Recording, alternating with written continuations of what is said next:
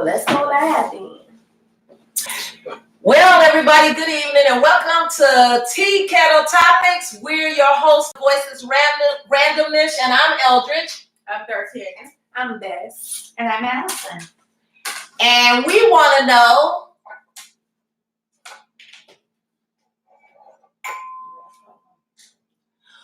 what's your frequency? So,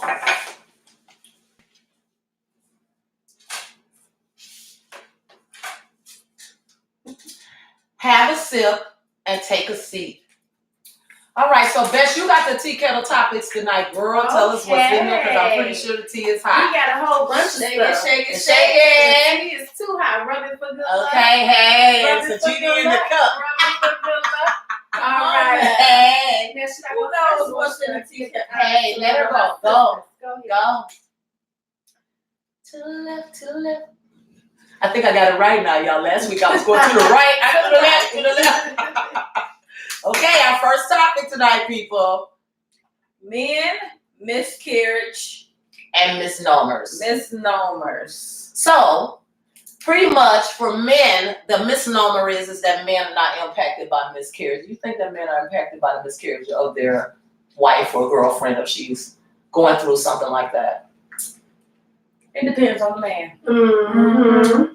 Oh, why you say that? Oh, did y'all hear that? Mm-hmm. Okay, so it depends on the man. It does. Because, I mean, I guess sometimes men don't understand that connection that a woman has to her fetus. Okay. So when she loses or miscarries, I guess the man is already kind of detached because it's like, it's not here no more, but the woman's like, okay, but this was inside me. Like, this was growing in me. Okay. So I do think it depends on the man. And also, on the other side, him seeing her hurt could hurt him. That was the piece that I was thinking about, and that's why I said a misnomer, because the thing about it, the misnomer is that men are not impacted. But if you think about the love that could be between that mate and that spouse, and a man could really be suffering, you know? Could be. You know, you think about that. So, Okay. all right, let's pull something else from the TeaKettle. Okay, he wants to pull. I'll pull something. All right, go ahead, sister. Yeah, we don't want to discount anything. We'll explore that topic a little bit more deeply, though. You tell us what you think, if you think that men are impacted when their significant other, you know, or when they lose a child. You know? I definitely think they are, but I think every man is to a different degree. Right. Some may not feel it whatsoever. Some are deeply impacted by it. But I mean, again, it depends on the man. It depends on the situation too.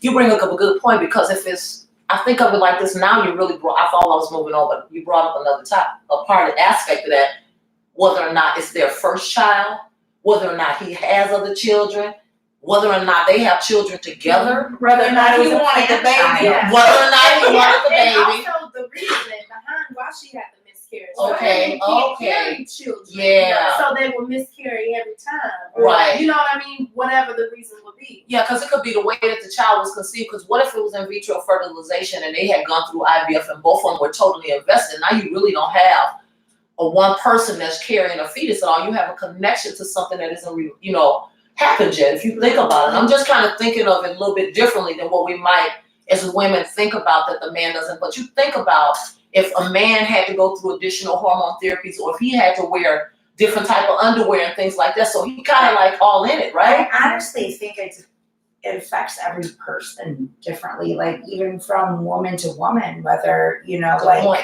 how women react to having a miscarriage. It depends on how far along they were, Right. and if the pregnancy was wanted. Mm-hmm. You know, I guess there's so many factors, but men, I guess, is the exact same reaction as women. It completely depends on the person. And I think that the grief too, you know, a lot of times people don't give credit for the grief that ensues. Right.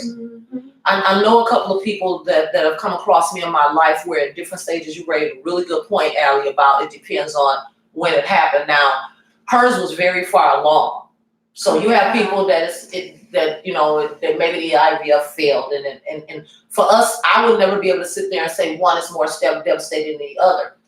But I can tell you that the people who have shared with me, as a matter of fact, I'm going to be doing a segment on this, a live interview on Thursday with a lady who has just gone through this, but I'm going to be getting it from the perspective of her husband as well, from what he actually went through, because I think for us as women trying to get to really understand our male counterparts and what we want in mates. There are places that we don't explore, and maybe we do need to go to the male side as a woman and say, hey, this is what we go through. Tell me what your experience is, because what I got out of it is that there was a cycle of grief, and both of the parents felt their grief, but there was a loss of communication because both persons broke down because they couldn't understand how to articulate their pain to the other person. And the other piece is there was an element of shame that was involved at the loss. Both of the people felt like they had failed in some type of a way, and that was not the case. It was just the way that things happen.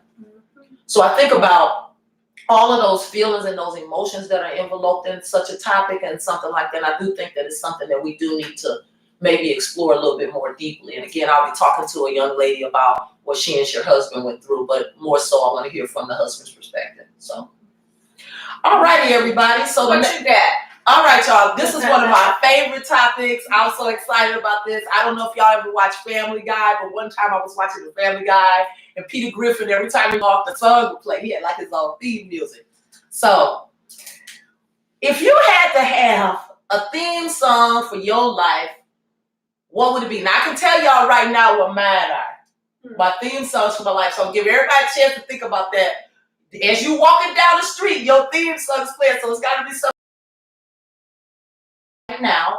Your values, the opportunities you might be looking for, the intellect that you might be gaining as a result of the vision that you have, the communication or the community service that you're going to provide, educational needs, and how you're going to serve the community in the future. That's what Voices is all about. So my songs, obviously, I must be honoring and paying tribute to a young brother who I find music to be so simple. I'm on my hustle and motivate, grinding all my life so I can get that victory lap and show up and put my blue laces in my shoe. Okay, now. My brother, rest in peace, Nipsey. Love your music. That's me, Nipsey Hussle. All off that victory lap. I was like sitting down trying to figure out how can I articulate what I'm feeling and what I'm feeling and where it's coming from. So those are my things for my life right now. And I hear that music. I'm grinding on my life. Hey. Okay. I'm gonna have to think about that one. Okay. Mine would be Corin Hawthorne's "Won't You Do It." Okay. You know, It's a gospel song. it's a gospel song. Yes. It just talks about how when you think things are going bad in your life and how God is preparing you for a certain journey. And when you get to your destination and you just think about, oh, won't you do it? Yes. Yes. So definitely. Amen for that. Man, I don't even know. I'd have to think about it too. Like, I mean, We're gonna have to come back to Okay, that. we're going to come back to y'all. Okay. All right. Because I'm going to get my blue laces. So then, the Victory Teapot's theme, it goes Yes. to my sister. all right.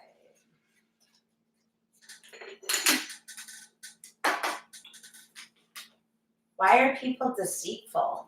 Ooh. Ooh, gotta put still. Shame. Well, don't you think that it starts out around motive? Embarrassment, shame. So those are motives. A lot of the reason why people are deceitful is because they're embarrassed or they feel shame about something that they've done, so they don't want to speak the truth because they know that what they did wasn't right or they shouldn't have done it, so they lie about it. And I think the shame comes because you know how you know something and you just do it anyway, and you being deceitful. You know better, so that's No, you're wrong. you know you're wrong. You know, just you should have gave that. Like you saw that lady drop that money. You know, you saw. It's kind of crazy that you would bring that up because, or that came out the kettle. Because now, y'all, I'm not saying that you have to subscribe. Just also listen to Joel Osteen this morning because every morning I listen to him. He was talking about integrity. He was talking about integrity being you doing the right thing when no one else is looking. He was saying, don't be taking all the surprise flies from your job because your boss ain't around. Don't be making all them extra copies for your glee club at the copy machine. You know. And so that was the things that he was saying. You know, it's like, ain't nobody gonna know. Right. But the shame in it comes because you know what you did behind the scenes. What? You know you're supposed to give your brother that other $1. Why you keep that $1? You know. So now everybody is going back thinking of all the things that they did, they're guilty of, they shame. Another part of deceit can be trying to get over on somebody. I feel like that's another part of it that you can think about when you purposefully do something knowing that you have ill intentions. Yeah. So yeah. Anybody ever run into that recently? I haven't done.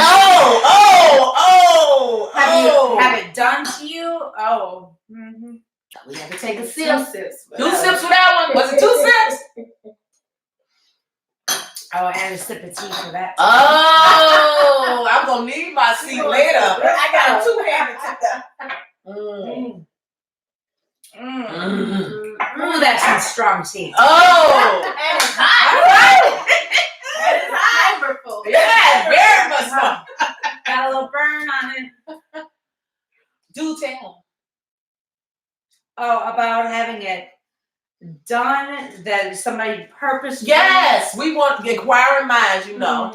I think this one is best Left in the kept kettle. out of private matter. Okay, left in the We're kettle. gonna leave it steeping in the kettle and we going for another one. All Oh my right. God. Let Especially it that burn, as Usher would say. Let it burn. Just let it steep.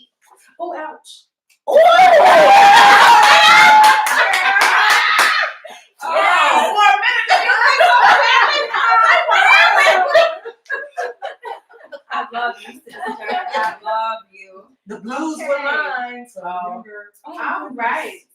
So this says, I am not my hair. Have you ever altered your hair or other features to fit in? When we were just talking about theme songs, I was going to choose that one. tell us why. I don't know.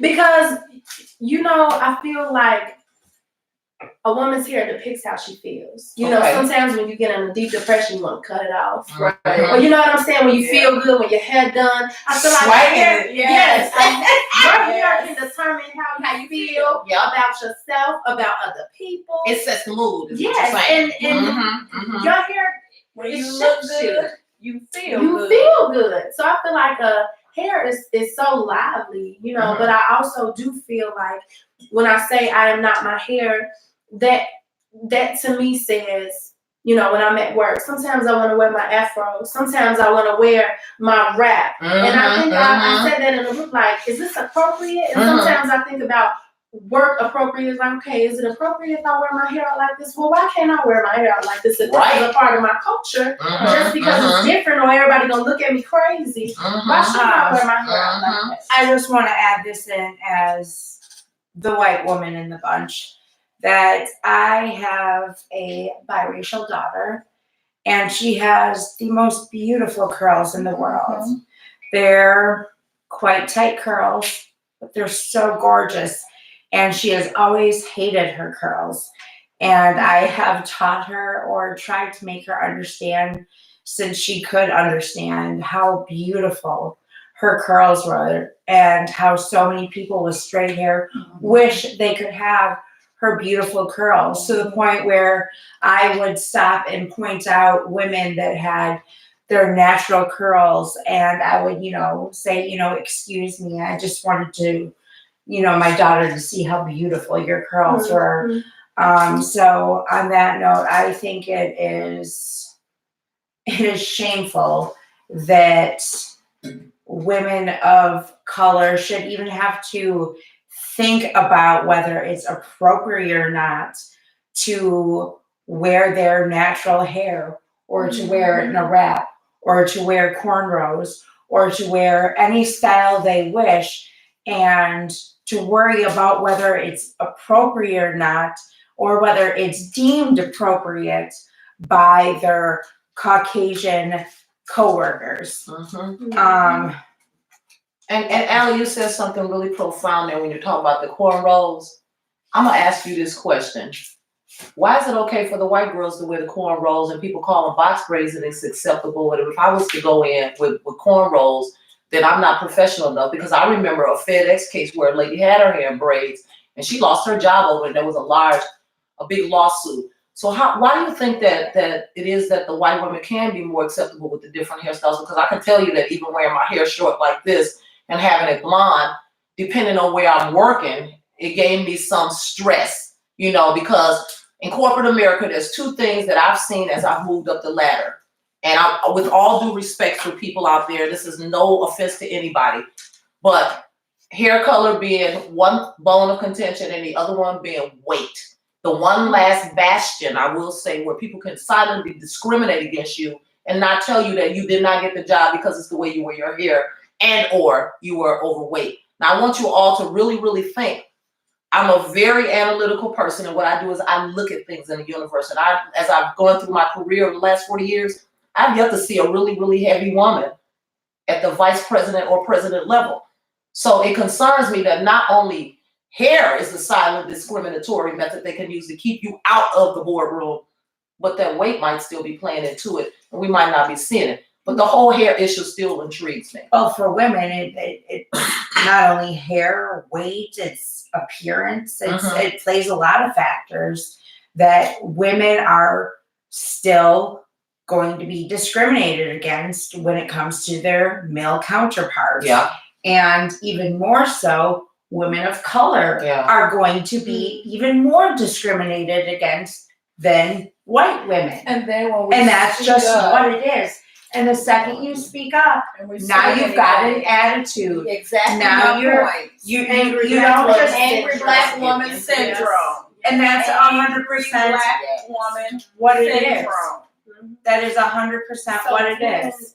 And it is so sad and pathetic that that's the way the system is. That you have to, the three of you have to fight 10 times harder than I could ever even, imagine to get to a spot where if I put in a minimal amount of effort, I could get to before. Yeah. And that's simply based on the tone of our skin. So what you're talking about is white privilege. Yes. Yeah. And I want to get into this a little bit more. And I know that some people might be sensitive to this subject, but I think that one of the things in this country that we do is we let our political system divide us and shut down the conversation. And me being a communications person, I'm all about opening the dialogue. So that's what we're here to do tonight. So anybody that's out there, we want you to know that we're having these conversations because we believe that your voices should be heard. We've been asked to talk about these topics, and we are the voices for you. Even though it's TeaKettle Randomish Topics, we bringing it for you tonight. We are going to dig into this a little bit more. So when we're talking about the angry black woman, how does that impact you in your role? Because we all work in corporate America. Okay, so let's really dig into that, how that might be impacting how you move through your day in corporate America. Me, they just think I'm just always angry and I'm a bitch all the time. So that's the way I come off with everybody, including my boss. Okay. So it's like, oh geez, here she comes. What you need? Hurry up and get out of my office. Like, right. What else do you need from me? And I'm trying to tune that down because it is like, when I come in, I need something done. I need you to do what I need you to do, and we just keep on moving with this. Right. I don't have time to sit here and go back and forth. Look, this is what I need. This is what I want. This is why I need what I want. You go through all that, but they look at me and it's always that I'm angry or I'm like a bitch all the time. It's like, I'm really not. I'm really in a good mood. Actually, I had a great night last night. I'm in a very good mood right now. And if I go in there in a good mood, they're like, oh, what happened with you? Right. What happened to you? And that's because you're saying that the stereotype of the angry black woman is leading the way for you when you go in the morning. So if you're not falling into the stereotype that makes them comfortable to know how to interact with you, then you're getting what's wrong with you. What's wrong? Mine is I'm damned if I do, damned if I don't. Because sometimes my mood normally I'm in a good mood because I feel like it takes too much energy to be irritated all day. So normally I'm in a good mood, but those very seldom times that I'm just like, look, I'm not finna, it's like, oh my God, what's wrong with her? Why are you acting like that? Or if I don't say good morning or good, everybody can walk into the office and nobody say nothing. But the moment I come in and I don't say good morning, everybody side, I'm like, oh. Hello. How many people of color work in your office? In my department, I'm the only one. But in the whole office, probably about 6 or 7. Okay, so automatically you're a minority and your expectation and your behavior is more scrutinized. Yes, like if I don't say good morning, if I don't say, see y'all later, so it's perceived as, oh, she has an attitude or something's wrong with This is her. outside of your normal, what you normally Yes, do.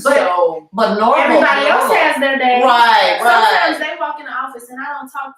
We all come in around 6, 7 o'clock. Mm-hmm. I don't hear from nobody till like 10, 11 o'clock. Nobody says good morning. Nobody says goodbye. Nobody says nothing. But the moment I don't say it, I'll tell you what's Sunshine. even deeper. It gets even deeper than that, you guys. For me having been, I'll tell you, I was a supervisor, and one of the first times that I was going to be a supervisor was back in the 80s. And do you know how much stress I would have every day because the white girl next to me could say the exact same thing I would say, and hers would be, okay, well, sure. And mine is, as you go in the office saying, I was intimidated because she looked me in the eye and spoke to me very directly.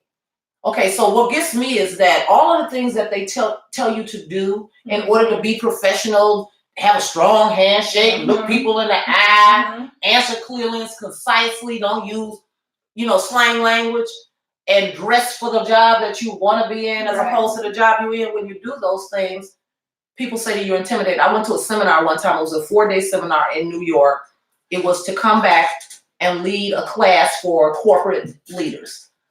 I'm sitting in there and there's this one girl that's there, and after I do everything that was in the instruction manual, now all the guys, it was a sales class. So sales, you gotta be on it. Because you gotta be on it. You gotta be able to be dynamic, you gotta be looking like you know your product, you do have to be confident, all these things. And when they were doing the feedback critique, the man, she would say, oh, you were looking strong, blah, blah, blah. She got to me, she said, yeah, she looked everybody directly in the eye. She projected and spoke, really strongly. I was intimidated. And I asked the vice president who was in there, I looked at him dead in the eye when she was saying, I said, were you intimidated? He said, no, I want you on my team. But see, what it was is that this was a woman that was just coming on, and somehow or another, her perception of me was different than what she had been taught that it should be. So just like with our hair, the way that we speak, you're standing up, you're delivering a class, and someone tells you, wow, you speak the Queen's English, or you speak so well for and then they stop. Because, I give them that look. It's like, don't you say it. Don't you say it. And so that's really stressful because all the things that we did to be able to get into the door, now they're saying, you angry because you executed. Right. So, but you get the job done. You're getting the job done. But there's, they say we lead by intimidation. No. My people are not intimidated. They love me. Because I'm good with getting my feet dirty right along with yours. If I ask you to do something, I'm not going to ask you to do something that I will not do. Right. So I'm right next to you in the process of it all. I have 35 people that report to me. So for how me, many? 35. Oh, Lord Jesus. My limit is 15. 3 is enough. No wonder you angry. I go from 29 to 38, depending on the day. She got 3 teams. No wonder she angry. Oh my God. There are 3 of us, and you have the different people and the different attitudes. Yeah, the personalities. The different personalities. And sometimes I feel like I'm working with kindergartners. You are in big bodies. Didn't anybody tell you? Shoot. And if y'all, my coworkers watching this, if you one of them kindergartners and big bodies, I'm gonna need you to come up out of that. I need you to grow on up right now, like Archie Bunker said. Now change right now on the spot. There's a lot of kindergartners out there with big bodies. So okay, y'all. Kindergartners are watching. I will definitely have to sip to that. I'm so sorry. Oh my God. Switch out that body. Oh, tell us more. Oh, about my the big bodies. Kindergartners and big bodies. Yeah. That's back to the subject, which She don't She gonna keep it in TeaKettle. All right, She left it in TeaKettle. Okay, well, we got to pull more. We're going to pull one more. Can I pull Just one Yes, more. you can. Just One more. Just one more. One more. Shake it up, girl. Shake it up, girl. Shake it up. Shake it up.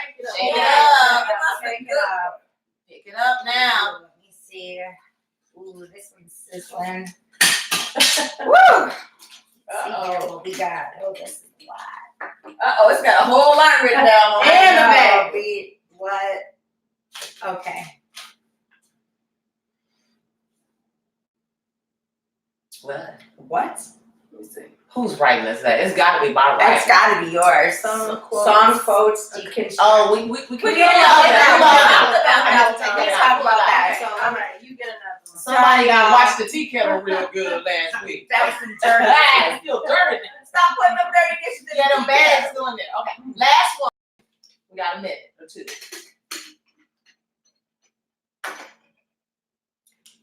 Is cheating only a physical act?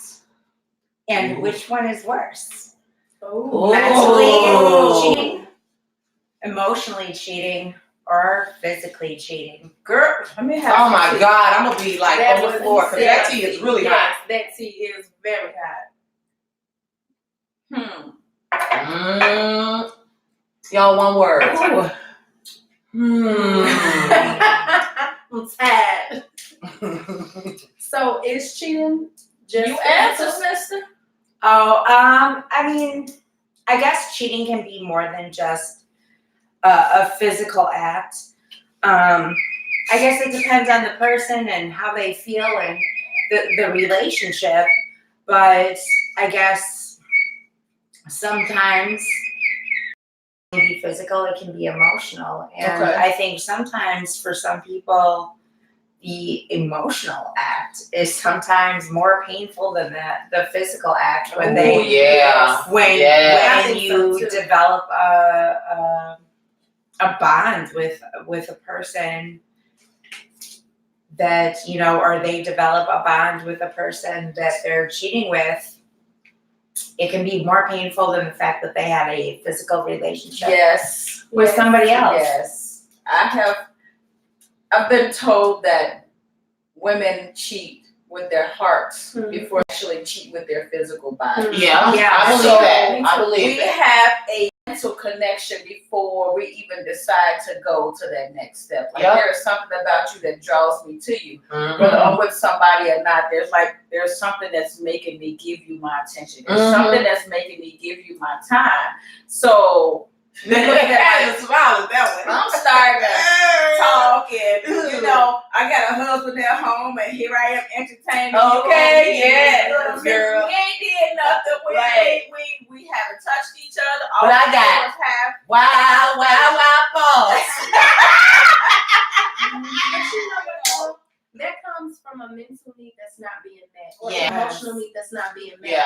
I feel like mentally cheating is way worse, or Way emotionally cheating is way worse than physical. Physical, you get the act done, it's over with. Mhm. Mental, it's like I'm gonna keep coming back to you because you feed me exactly what I feel like I'm missing in my life. Mhm. So, Everything I miss at home. mhm. A lot of times it's the 80-20 rule. Oh, do tell. Yes. The 80-20 rule. Generally, the person that you're with is, well, in theory, the person that you're with is 80% of everything you're looking for in a mate. Okay. Now, nobody can be 100% of everything that you're Right. looking for. Right, So right, they say right. that 80% is the best that you can do. Now, when people cheat, generally they find somebody that has that 20% that they're missing from their current relationship, whether it be a physical trait, or anything. Mhm. But then you have that 20%. So are you willing to risk the 80% that you have Yeah. Yeah. for the Just have them both 20% you're together. lacking? So you get your 100. I'm sure there's certain situations and there's certain people that are completely fine with that, and there's no problem with that. Right, right, That's right. a whole nother TeaKettle talk. Right. That. But keep going. We're gonna have to get a bigger teapot. Oh, yeah, we gonna need a bigger teapot. we ain't gonna be able to touch the key here. Because it was hot when No, she got 30 degree on. Right, we're gonna have to get some tongs to take that out on that note. What you think? So I personally think that people need to subscribe to our channel. They need to like, they need to share. You need to type it into the YouTube channel, V.O.I.C.E.S RandomISH, just like we're telling you, so that you can become one of our 1,000 subscribers that's going to get us to the point that we need to be. We need 4,000 viewing hours, and for that reason, right now, we have a contest, and what we're doing is we are putting things into a basket each week. Any and everybody that subscribes to our YouTube channel and watches us here, likes, shares, subscribes, and comments, is going to be entered into that drawing to win fabulous prizes. The value of the prize is going to be more than $500. Each week that we're under the 1,000 subscribers, we will add something to the basket. And we will start to build this basket so that you will see. The person that is the 1,000 subscriber will win the entire basket.